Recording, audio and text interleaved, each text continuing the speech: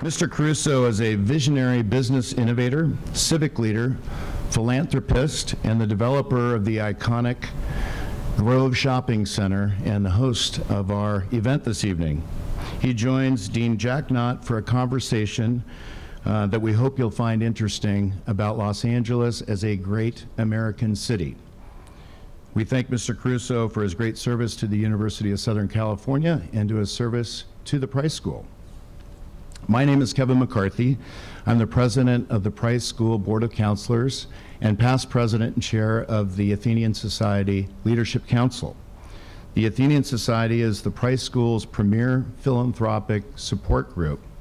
Athenian Society members are committed to the mission of USC Price to improve the quality of life for people and their communities, both here and abroad. We have many Athenian members here in our audience this evening, and if I could ask you to please stand up so we can recognize you and thank you. Please stand up if you're an Athenian member. Thank you very much for your support. If you'd like to learn more about becoming an Athenian member and supporting our school with a minimum annual gift of $1,500, you'll find on your seats information and materials, and please find one of the folks that stood or one of the Athenian staff for more information. Membership will provide you with access to cutting-edge research and scholarships taking place at USC Price School and many other networking and development opportunities such as this evening's event. It is my honor and pleasure to introduce this evening our Dean, Jack Knott. Dean Knott is a leading scholar in the fields of political institutions, public policy, and is currently president of NAFTA, the International Association for Schools of Public Policy, and he's also a member of the National Academy of Public Administration. Under Dean Knott's leadership, the Price School has experienced tremendous and significant growth. In addition to several major gifts, Dean Knott was instrumental in securing the school's $50 million transformative gift for naming with the Price Family Foundation back in November of 2011. We are fortunate and grateful to have Jack Knott as the Dean of the USC Price School of Public Policy, and I'd like to ask you to help me welcome him, our friend, our Dean, Jack Knott.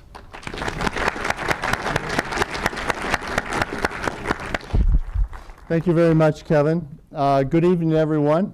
On behalf of the Price School, it's my great pleasure to welcome each and every one of you to the Dean Speaker Series sponsored by the Athenian Society.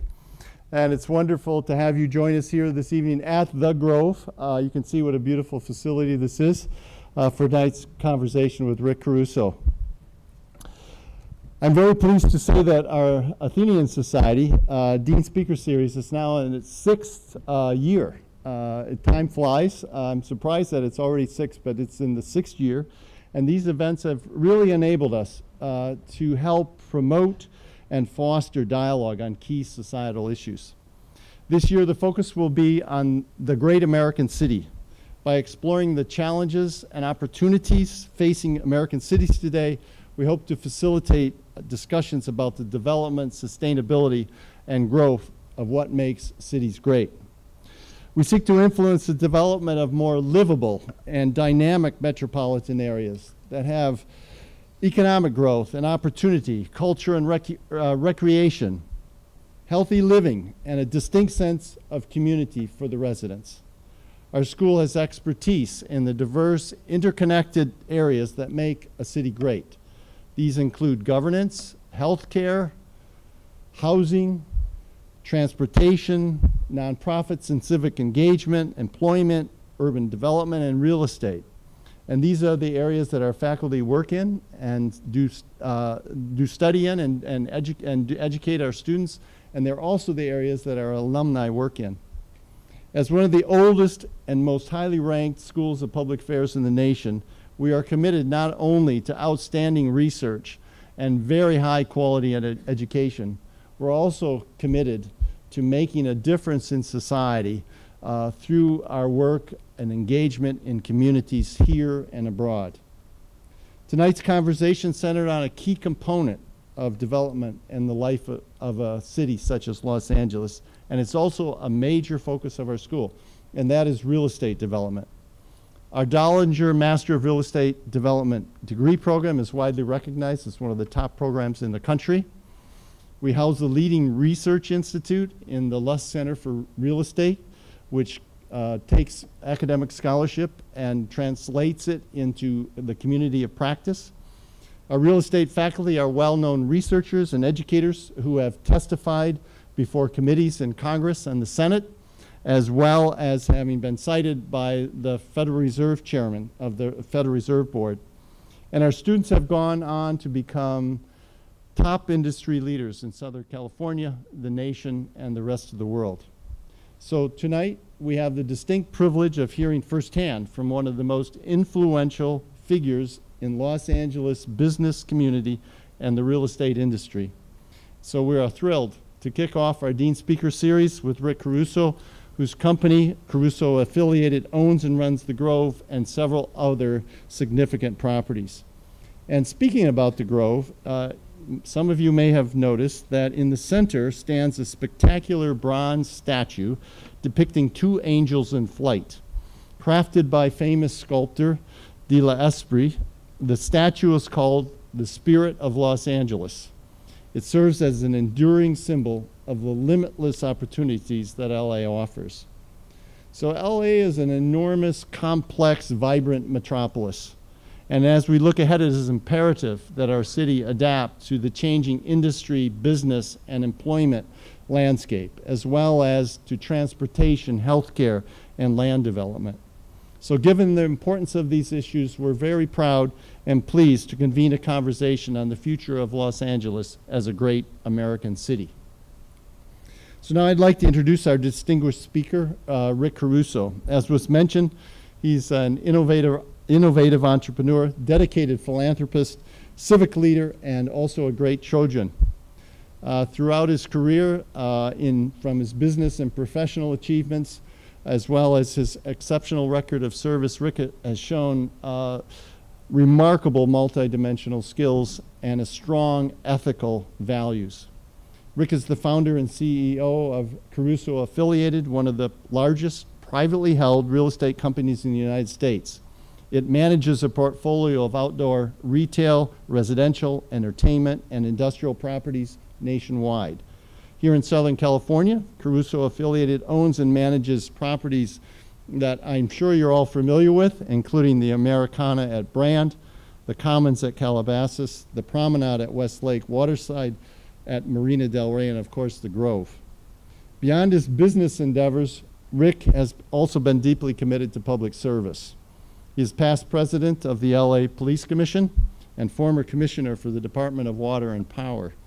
In addition, his generous philanthropy includes the truly beautiful USC Caruso Catholic Center. And if you haven't seen it, I really encourage you to visit the Caruso Catholic Center, as well as gifts and commitments in education, healthcare, and underprivileged youth.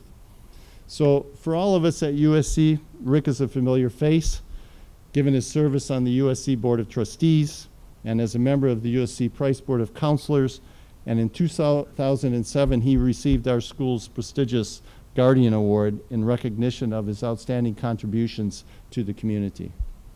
Rick is not only a proud Trojan alum, but he's also the proud parent of Alex Caruso, who is an graduate of our school. So on a personal note, I'd like to thank Rick for his collegiality, friendship, and generous support of me and our school over many years. So ladies and gentlemen, please welcome Rick Caruso. I thought we could start out with a couple questions about the Grove itself. Sure. And then I'm honored to be here, by the way, so thank you good. very much. We're honored to have you. And I thought we could start out with something about the Grove and then talk about Sure. LA more generally afterward. It seems like one of the key ideas that you had when you developed the Grove was not only commerce, but a sense of community. Right. And you know, we all walk through it. It has a feeling almost like a town center. People are here to shop, but they seem to be here for just enjoying being here. Was this part of the original concept? And if so, how did you come up with that? And do you feel that you've realized that vision and that expectation for the Grove? So the answer to the question generally is yes. It was part of the concept, but maybe to give a little background and context to it. So my background was never in real estate. I went to USC undergrad. I was in the business school. And then I went to law school. I was practicing law. It was clear to me that I wanted to be on the other side of the table much more than the legal side of the table. I don't think I was a particularly good lawyer anyway, so it's probably a good idea I changed careers. You probably have good lawyers working for you. Well, now we do. Yeah. But I did enjoy the practice a lot. I practiced for about 6 years or so. But there was just always something compelling to me about the development side of the business. And I've always loved people. And I grew up in a family that has Italian roots. And it was very much, sort of the neighborhood always coming together. And I always just found that fascinating, to be in places where you saw sort of life and people and the sense of community. And if you go through and look at the projects I built as I started building the company, you'll see the evolution of the thinking into the size of the plazas and the landscaping and the fountain and all of that. But it was all around the sense of creating community, the sense of creating connection. We never have considered ourselves, and to this day we don't, of being in the business of building shopping centers. We don't hire architects who design shopping centers. We don't hire landscape architects who do shopping centers, because we don't want to build a shopping center. We want to build a great place. And we want to build a place that people just want to come and hang out, as you said. And then we believe strongly that when they do that, they're going to end up shopping with us, and they'll end up dining with us and catching a movie. So it's all about creating this sense of place. And we go around, the country and the world studying spaces. And it's fun to do. And we've got an amazingly creative team of people, and we don't have a lot of rules on how we go about things. And I think the greatest thing that I've had in my life in terms from a career standpoint is that I didn't grow up in the real estate business. Because if I had, I would have never built what I built, because it violated all the rules. There's supposed to be an anchor at one end and an anchor at another, and you're inside a building, you're inside a mall, and there was rules to that. And I wanted to build things the way I knew I wanted to enjoy them, and I wanted my family to enjoy them. And I wish I could say I had this great business plan. I didn't. I just went with something I felt that worked. And the Grove here today in the Americana, I'll brag for a minute, not for me, but for the team, especially the operating team. In the top 15 shopping centers in the world, the Grove and the Americana are in the top 15, and we're the only company in the world that owns 2 of those. So they're remarkable places, more so when you think about we're selling a commodity. I'm selling a product that is available in thousands of other stores. And so we've got to convince people to bypass all those other stores and shop with us. And that's about experience, it's about service, it's about the environment you create. And I got a team of people that are just wildly dedicated to doing that, and we're constantly trying to transform ourselves to do a better job. We experienced a little bit of that team over in the Whisper and bringing them over here. And we've held some of our board meetings in your boardroom, and everybody is so gracious. They have the same friendliness and efficiency and professionalism, so it really permeates throughout the organization. And we have a school they go to. It sort of sounds crazy, but there's 80 hours of training a year when you work at Caruso Affiliated. So if you work at Ritz-Carlton, there's about 30 hours a year. And there's also advanced courses that you take. You get credit for advanced courses. We run the school ourselves. It's headed up by our own people. And so, and the executive... You charge USC tuition? All right, if I charged USC tuition, I could retire. I'm kidding. But the hiring right is the first important thing. You got to have people that love people, that every day wake up and love people. But the training is terrific, and we got great people that run the training program, and so you know, all of that is a big component of how these places work. I think you once mentioned to me that you had actually gone, I don't know the exact place, but let me just say like Florence Right. in Italy, and you measured the size of the alleyways and the plazas, and you wanted to get something that was human scale and historically worked for people in terms of interacting. Right. And we do that. So we'll go around the country, we go around the world, and we'll measure sidewalks, curb heights. When we were designing this property is patterned dimensionally, building front to building front, after a street in South Carolina. And so we were Not on quite Florence, but well, we were also in Florence. I know, but it was pretty good down there too. yeah, okay. But you know, we're on Michigan Avenue, and so when we designed this, we did the curb in the street. And the landscape architect, great guy that we've worked with for years, who mostly does hotels, said, you can't have a curb. People are going to trip and fall. He said, well, there's curbs in every city in the world. What are you talking about? It's got to mimic a street. And we went around the world measuring curbs, the crown in the street that you have to have, all those kind of things to make it look real. Because most developers don't want to spend the money building the crown, building the curb, building the gutters, all that kind of stuff. And so if you see a bunch of idiots on a street sometime bent over measuring, it's usually me and the team. But we learn a lot. We learn, you know, what works, and we also, as importantly, learn what doesn't work. Is there, so part of it is the spatial relationships and the Right. quality, and what is it, Al, what else is there that creates this sense of community, do you think, that people really like to come here? I mean, my wife Cherry and I actually are part of that group. You know, we like to come and hang out and go to the. Thank you, Jay. And we love when you shop too. We like to go to the American Girl because we have little grandkids who want stuff from the American Girl. And, yeah, that's a special place. We almost didn't go because Rick told me what the per visit to American Girl, what they spend. It's very and high. that was a little high, so we went anyway. But is there anything else that you could say about what makes that sense of community? I think it's dozens of things. You know, it's I'm going to sound a little silly now, but I believe this so much. It's the rhythm of the trees and how they're laid out. It's the location of the lampposts.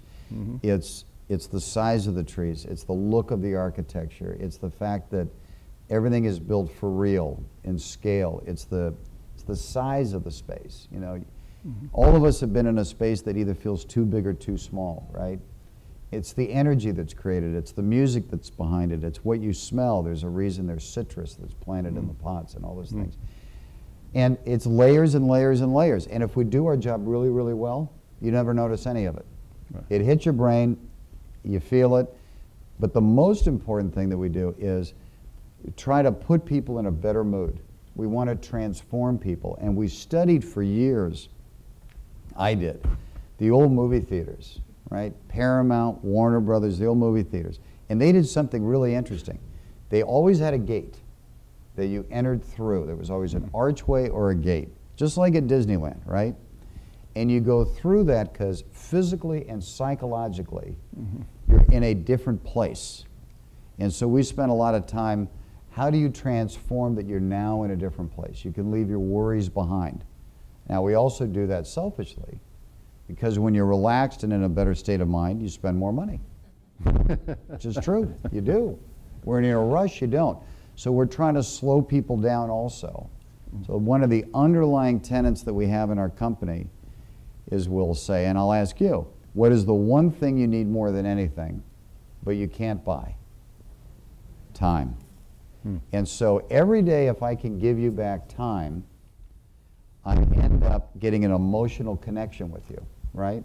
And time may just be you and Cherry slowing down. You got busy days, and now you can just go for a stroll at the Grove or have a cup of coffee. I've given you back time, right? But it's the concierge service, it's valet parking, it's taking your bags and putting them in your car so you can keep walking around. It's all of those kind of things. And so that translates for us into market share, which is important. But more importantly, it translates into what we call heart share. There becomes an emotional connection. So you say, when I go out to dinner, when I go out to a movie, when I want to go shopping, I want to go back to the Grove or the Commons because I've got an emotional connection to it. So there's just a whole bunch of layers that we try to work at pretty hard. And would you agree, Rick, also that this has had I've ran into some students here and who are in urban planning, and that it's had an impact on the area around the Grove as well. It's not just the Grove itself, but yeah, and that's the goal. That's right. That's a good point. So whoever remembers, 3rd Street used to be full of empty storefronts. And I remember meeting with the merchants on 3rd Street when we were designing this place. And they said, we're going to oppose you on it because business is already bad enough. We can't handle any more competition. And I said, no, no, no, just the opposite's going to happen. People are going to rediscover the place. The farmer's market was not in good shape financially. You know, people had long forgotten the market. You know, now it's thriving. It's, you know, this great landmark, wonderful landmark in the city. 3rd Street, great restaurants, retail. It's packed, it's vibrant, it's alive. This area, which I'm proud that we're a part of, is really one of the areas in Los Angeles that has this 24-hour vibe to it, and where all the great restaurants are coming to. But we broke every rule in urban planning, so be careful what you learn, because we turned our back on the street, and we were criticized for it. Oh, yeah. Right? And what I told our critics in urban planning, I said, it's sort of like coming to the movies. People will vote on their feet. If they don't like it, they won't come back. Well, they did like it. And we turned our back on the street for a reason. The scale of the street wasn't right.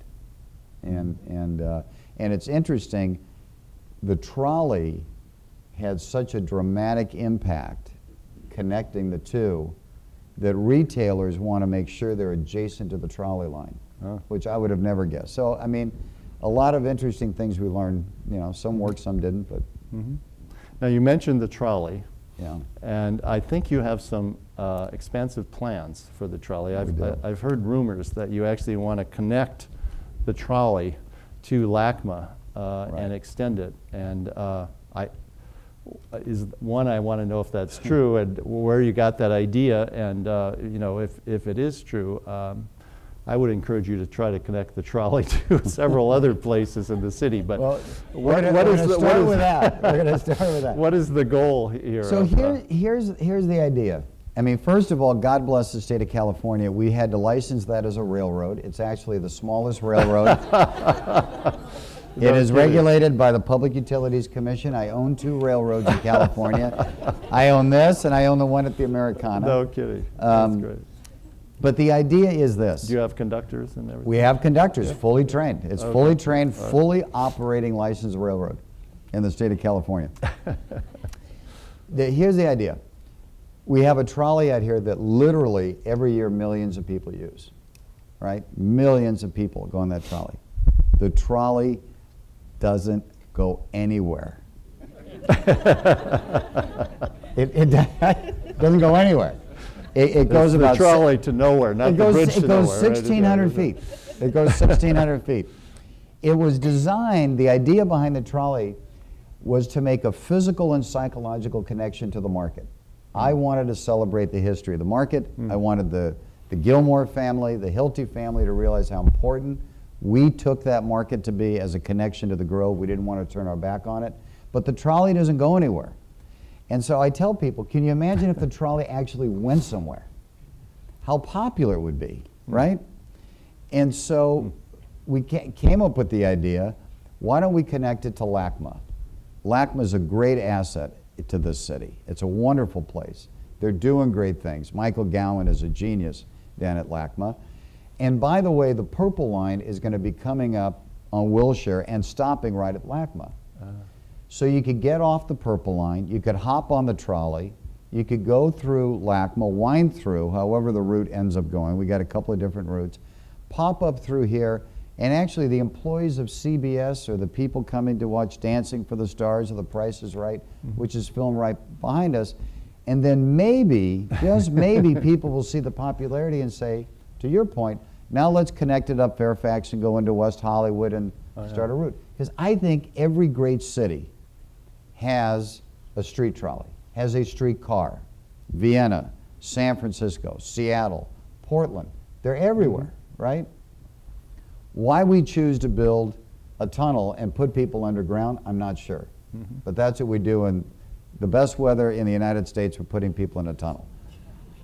We could save billions of dollars putting people on the streets and running the trolley with traffic, which happens all throughout the world. So it's a crazy idea that we're funding ourselves. It's led by Sam Garrison right here, who's one of our senior guys in the development side of the business and civic affairs. And he has told me we will have a trolley that goes between the Grove down into LACMA. And I think it's going to be awesome. It won't look like our trolley because there's things we have to have on it that from safety standpoint and whatnot, but it's going to be cool. And I think right now the preferred route is going down Fairfax. That's right. Yeah. Yeah, so we got a couple routes and we're funding it and I hope it takes off. So you actually think this is going to happen? I do. I don't see any reason Okay. why not. And Why shouldn't it? what would be is the city going to obviously approve this, and there are people opposed to it, or what is We the got some people, the city is actually, the elected officials have already publicly come out and supported it. Our local councilman, Tom Labange, has come out and supported it. We got some residents that, local people that would prefer having a rubber sort of wheeled trolley. I don't know. I'm not into fake stuff. So I think we're going to get it, right, Sam? There you go. Yeah, I think we will, because it's a good idea. Good ideas happen. Well, I don't know the history of Los Angeles that well, but I think there was actually a trolley system in LA, right? Multiple trolley systems, And all of which were paid for by developers, by the way. oh, They were paid for by so this is a Huntington. model that actually It's a model. historical. But it is historical. I mean, Huntington was the most prolific building trolleys because he needed to move people to the housing areas for the houses he was selling. And then, some genius said, let's rip out all the trolleys, which was driven by, the auto club. There's a whole history to that, right? That wanted to get rid of the trolleys to sell car insurance. But anyway, it makes an enormous amount of sense. When I was a kid, there was still the train that ran down Santa Monica Boulevard, for those of you who are as old as I am. And, it went right down the middle of it. So why not? Well, I hope you succeed, because I Thank you. really like the idea, and I applaud you for thinking creatively in that way, because it's the kind of thing that LA really needs. So speaking of Los Angeles, maybe we could shift the focus to the city more generally. We're talking about what makes a city great, what would make Los Angeles a great American city. And I'm wondering if you could say what might be the biggest challenge to achieving that kind of vision for Los Angeles. Well, in my humble opinion, and I mean that genuinely, I think there's a number of things. I'm going to be a little bit sort of scattered thinking here. I think the city is completely overregulated. And embedded in the overregulation is a standardization of regulations that have nothing to do with the way people live today or the way city operates. So let me give you an example. We have a standardized zoning code, we have a standardized planning code, et cetera, in this city. If you live in the west side of town, your needs are different than in the east side of town, or the south side of town, or the valley. So to say that everything applies to everybody that lives in the city is just crazy. The city has got to start celebrating and supporting neighborhoods, because that's the way people want to live. I think people want to live, shop, work, socialize, raise their family relatively close to home. And they have to celebrate that and support it. So for example is, if I wanted to have a movie theater, we live in Brentwood, a movie theater in Brentwood, the city would fight you on that idea, right? But the reality is a movie theater in Brentwood, although it would affect my business here, would be the best thing in terms of supporting that neighborhood, reducing traffic, coming across town, all of those kind of things. Now, why would the city would it be the city of Brentwood Because that they- opposed it? well, it's the city of Los Angeles. Angeles. City of right? Los 'Cause Brentwood Angeles. isn't actually a city. Because so- of traffic rules, parking rules, whatever the case is. Everything is looked at sort of as a whole. So I think one is overregulation, the other is standardized regulation. It needs to be changed and broken down. I think the biggest problem we have, we've got to create jobs, we've got to encourage businesses to come here. We keep sending signals to businesses not to come to Los Angeles. It's the craziest thing in the world. So our population grows, but our employment drops. And you would think that somebody would sit back and say, we've got to change the model of the way we're working things. And I don't think anybody is taking it, a sort of big, bold actions. And my last thing, and then I'll be quiet on this subject, is the advice I gave to new city council members. We had a dinner at our home before they were sworn in, so we didn't violate the Brown Act. And it's the same advice I gave to our new mayor. And my toast was, risk your job every day. Those of us that are in this room that are in business, academics, you only succeed if you risk your job. Government somehow succeeds if you do just the opposite. Stay safe so you can get reelected. And it's a terrible, terrible thing. And so we need people that think big, think outside the box, and actually say to themselves, I may not get reelected, but I'm going to do the right thing for the city. I'm going to take a chance. And the beautiful thing and I learned this on the job, the beautiful experience I had was when I was a police commissioner, was having to fire Bernie Parks, who was a very popular guy. It was the most politically incorrect thing to do. And hire Bill Bratton, a guy from outside of LA with a Boston accent, to come in and replace Bernie Parks. But I didn't have to get reelected. So I could make big decisions. And I think we've got to force our elected officials to think big, risk their job, and then, you know, the city will start making some movement. It's a great city. It's the best city in the world, but we can be better. So part of this is decentralizing regulations, making them less standardized and uniform. I assume you're also arguing for maybe fewer regulations at the same time? I think for small businesses, you drown in regulations. Yeah. I mean, things that we could manage, other people, if you're a small business, you just can't manage through it. And we're overtaxed. I mean, we got a gross receipts tax in the city of LA. You know, so in the county of Los Angeles, there's 88 cities, right, Sam? We are the most expensive city in the county of Los Angeles to be in. So if you're a business, one of my friends, LegalZoom.com, he moved out of LA, moved to Glendale. There's no gross receipts tax. Why do you stay in LA? Right? So you got to get rid of that tax. You got to break it down. Yeah, I think you made reference to the fact that I think since the late 1980s, there have been, and this is really a remarkable statistic, I think, over 1 million more people living in Los Angeles than in 1988, 89. Right. Yet in net, there are 50,000 fewer jobs. Isn't that crazy? Which is, it is crazy. It's crazy. Makes no sense. So why doesn't, you know, these things sound, when you say them, so clear and needed? What prevents that from happening? I think it's leadership. I really think it's leadership, and I think it's accountability. That you know, City Hall is a complicated place. You've got 15 council members with 15 fiefdoms that each believe that they have to control their own area. You know, years ago when I was young and starting as a DWP commissioner, I was 25 years old. I was working with guys like John Ferraro, councilman for 30 years, Gil Lindsay. You know, they had these vested interests in the city, and there was collaboration, and people worked together, right? And I don't think there's that same sense. I think we have a good group of councilmen. I actually think we have some of the best councilmen we've had in a long time, to be honest. But I still think there's so much debate and not enough collaboration and people working with each other that things don't move. And there's got to be compromise. You're not going to get 100% of what you want. So I'm really not quite too sure, but it comes down to leadership. I think we've got a good mayor. I think Eric's a good guy, and I think he's trying really hard, and I think, you know, he's got to really take some positions and be the bully pulpit and take some risks, you know, to move the ball forward. I want to ask you one last question before we go. I'm sorry to say, you look at other cities, they've had strong leadership. They've done incredible things.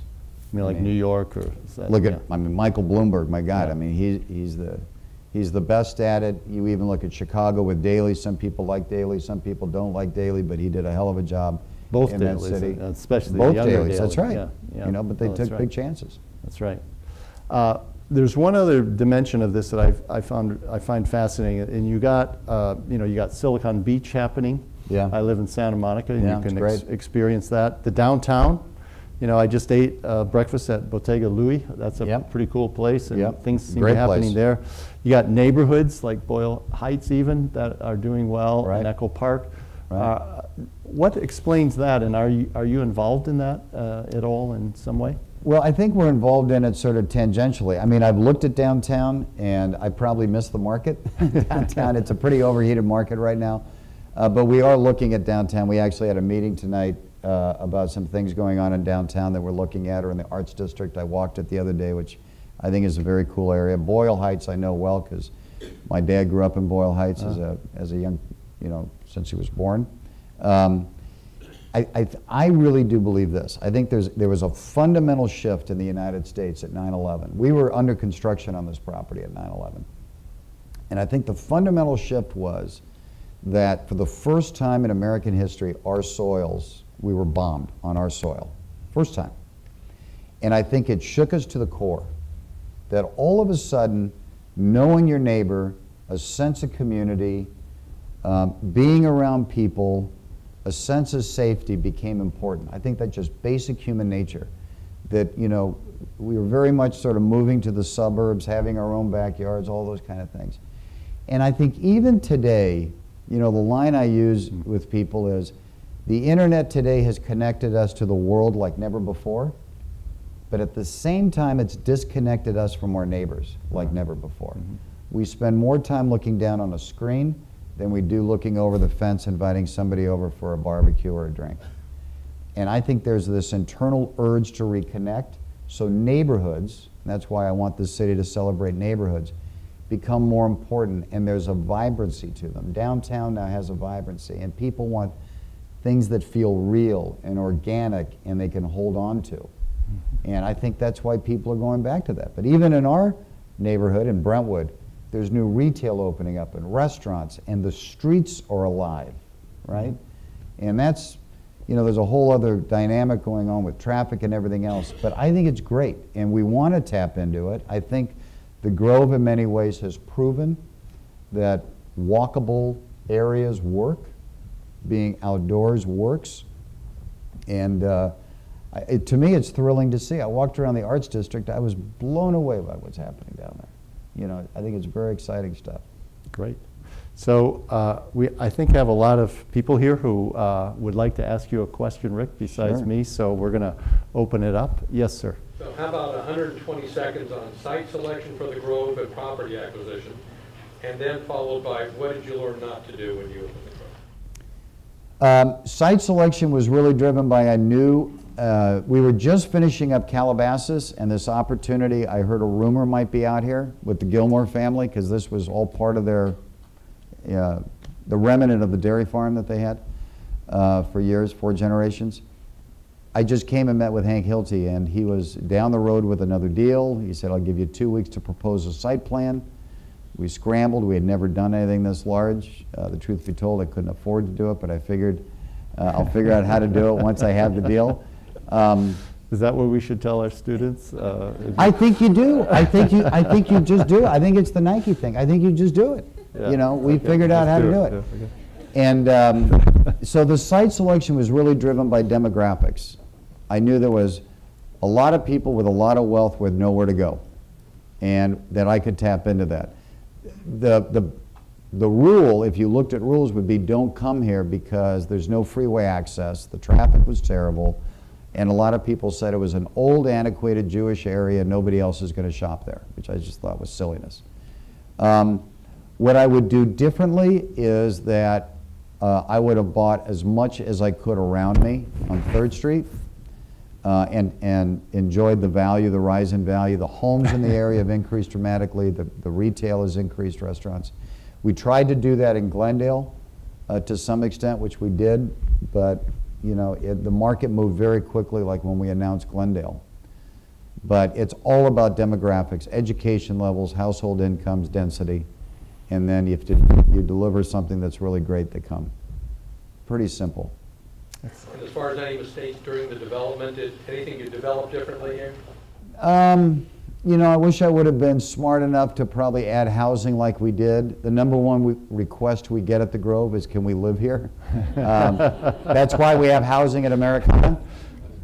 Can't you live at American Doll? They seem to have Yeah, we can do kitchens and that. everything. Yeah, you come move in the office.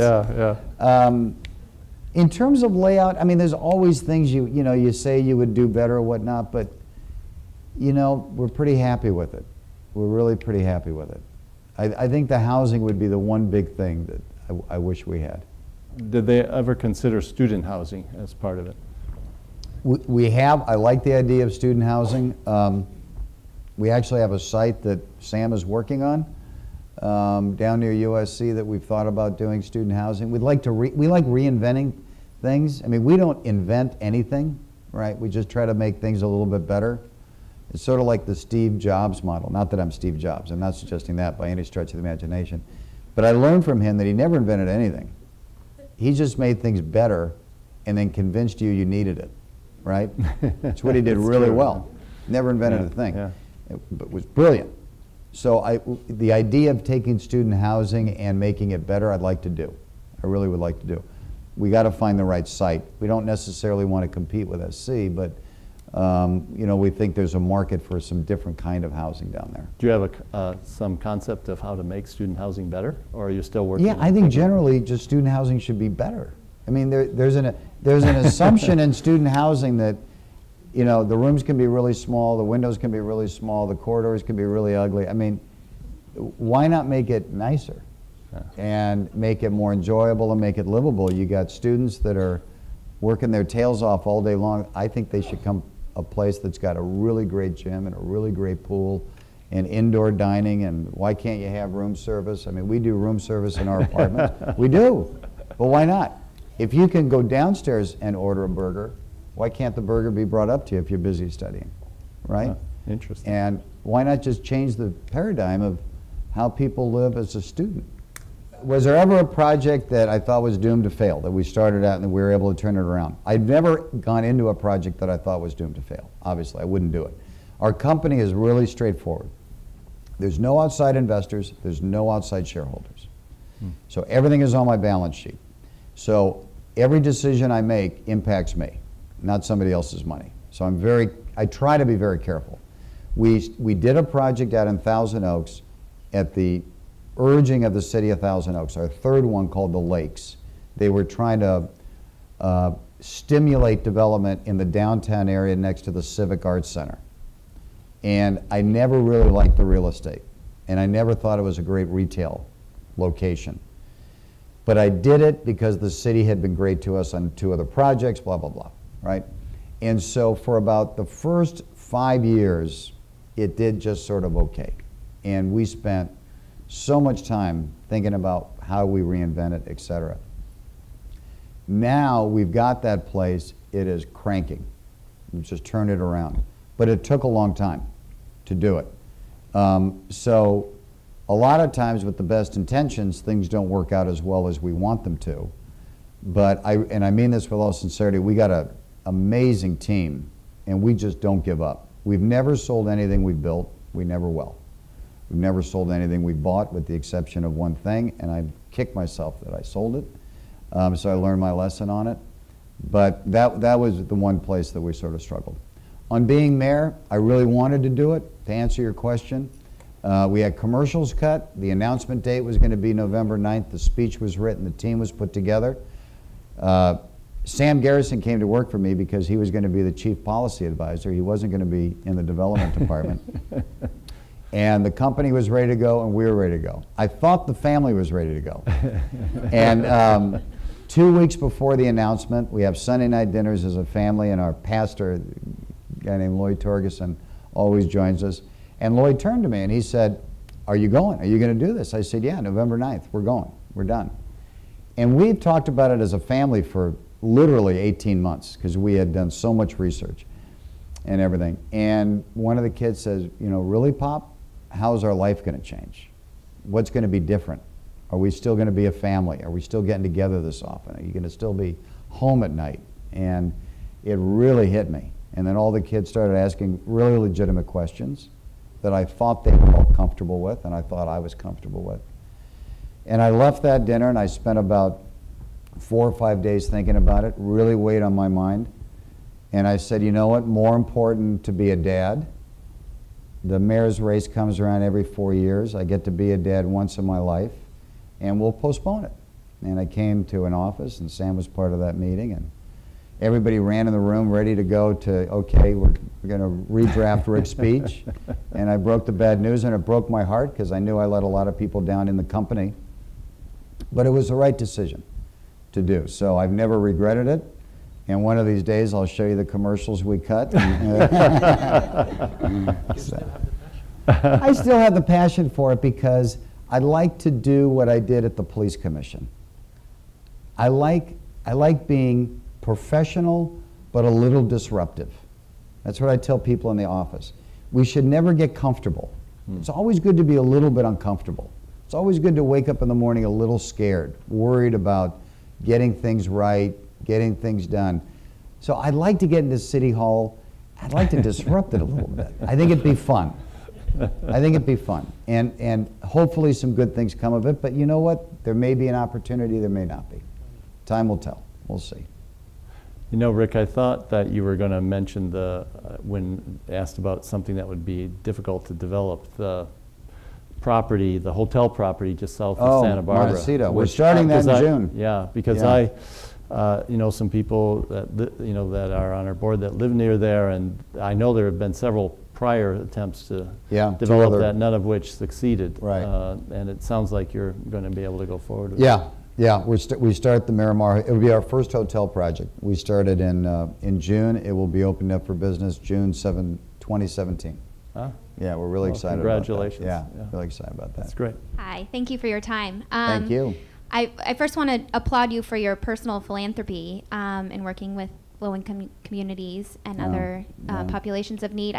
I'm curious to hear how you view the role of the company being a force for gentrification in the city, how you see their relationship with these communities, and is there a role there, or do you see them as separate endeavors? Are you talking about in terms of through philanthropy, or are you talking about just through development that we do and how it changes the city? Right, through the development, is there a role or is there consideration for these communities, and is that part of the process? Is there, in terms of... Yeah, and there is, and a good example of that is if you look at Glendale.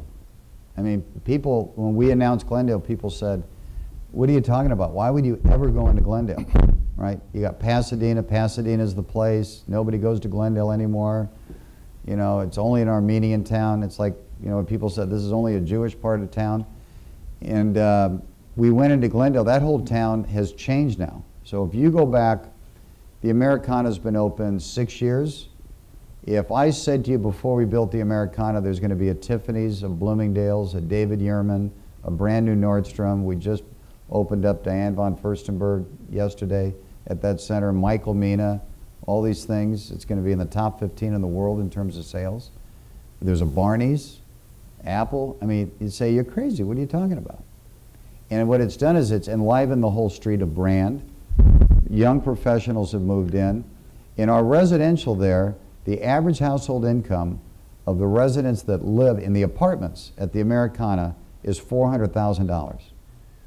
5 of the Dodgers actually live at the Americana. It's wild. But again, we got room service there.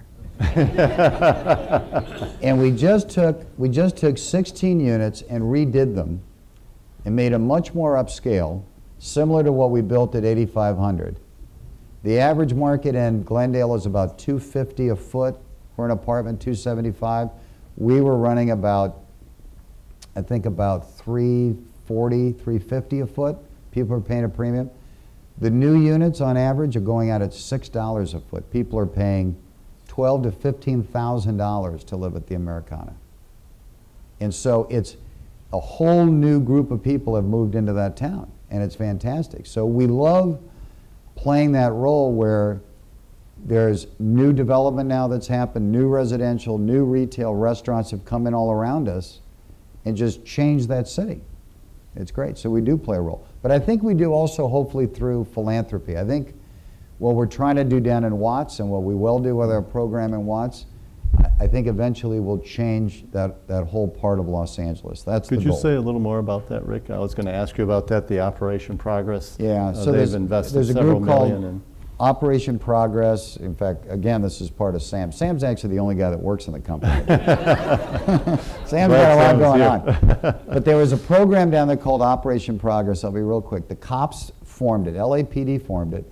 They actually go into the housing tracts, Nickerson Gardens, Jordan Downs, identify young men and women who they try to save from the gangs and poverty and get them into school. And one of the cops who I got to know well as a commissioner, because my goal when I was a commissioner is we were going to break down the gangs in Jordan Downs and Nickerson Gardens, which we did. The cops, it was so bad the cops wouldn't even go into the housing tracts. That's how violent it was. Anyway, got to know this cop. He called me up one day and he said, I need you to help raise money to help these kids go to school. And I said, okay, I'll help you raise money. What are you looking for? He said, $25,000. I said, Jesus, John, I'll give you the $25,000, but let's ramp this up and make it really big. And then Sam comes in. He made it really big. And so there's this ecosystem now that we're involved with, where there's Operation Progress, 4 or 5 other organizations that are organic down to that area that have worked with these kids and the cops. And we put up, Tina and I put up $10 million. The goal is 200 kids. We wake up kids in the morning, we put them on a bus, they go to school at either St. Lawrence School, they matriculate up to St. Mary's for the girls, Verbum for the boys, and then go on to college. And we have a support system all the way through. We now have, how many kids do we have in college? We have 30. 30 kids in college from that area. Verbum Yeah, it's really. great, it's unbelievable. But it's the kid, thank you. But it's the kids. You got to go down there and see these kids. They're in the middle of this gang-infested dump that they're living in, that the city allows to be there. They have the courage to wake up in the morning. If you go to Verbum you're wearing black pants, white shirt, and a black tie. And they walk by the gangs and they go to school. These kids are the most courageous kids in the world. All we're doing is paying for it and giving them support. We got kids at USC, we got kids at Stanford, kids at Duke. It's remarkable. They spend 8 weeks doing a crash course between high school and college to get ready for college. I mean, that's how dedicated these kids are. So I really believe that we'll change that neighborhood because these kids are going to get educated and they're going to come back to that neighborhood and it will be that flywheel and start perpetuating itself. And those schools are just incredible. 100% of the kids at Verbum graduate and go to a 4-year college. Oh. There aren't high schools in Brentwood and West LA that can claim that. So that's the stuff I'm the most proud of.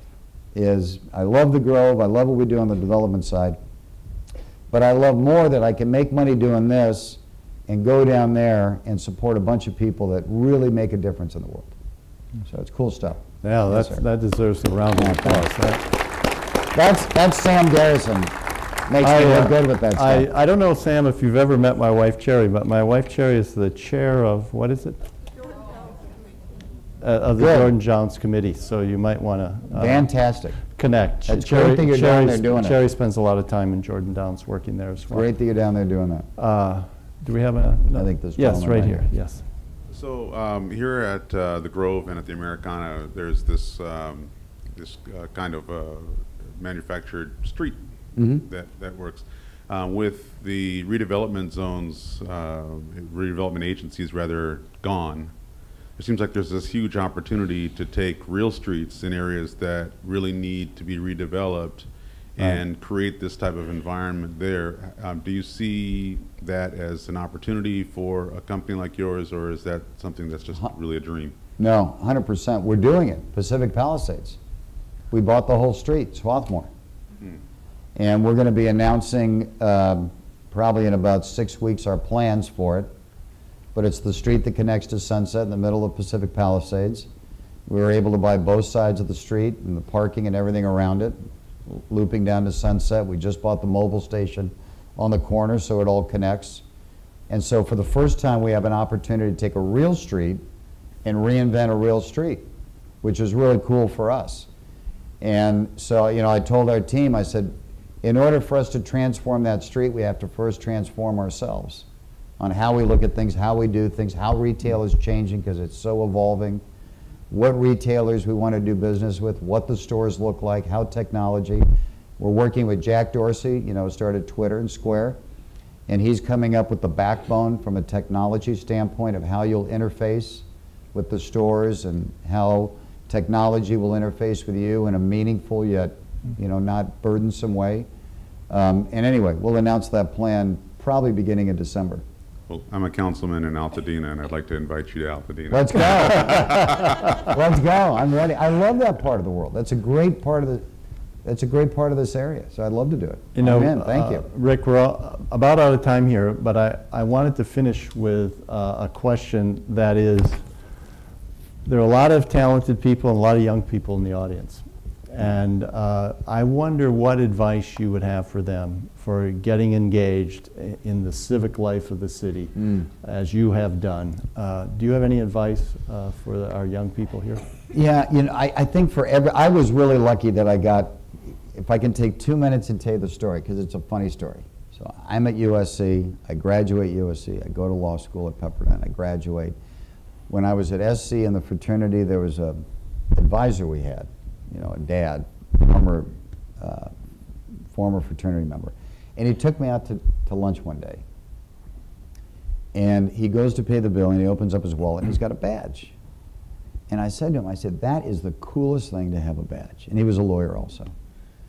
And he says, well, do you want a badge? And I said, sure, how do you get a badge? He says, you become a commissioner.